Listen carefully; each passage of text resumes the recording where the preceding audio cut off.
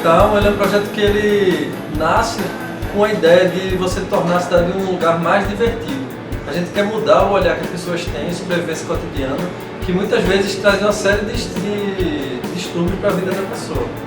Você sai de casa, às vezes você não tem uma vivência prazerosa na sua cidade. Então, nós queremos trazer equipamentos e intervenções lúdicas que você possa brincar, que o seu dia a dia possa se tornar muito mais uma brincadeira e muito menos uma coisa chata, que lhe traz desprazer, que lhe traz tristeza, estresse.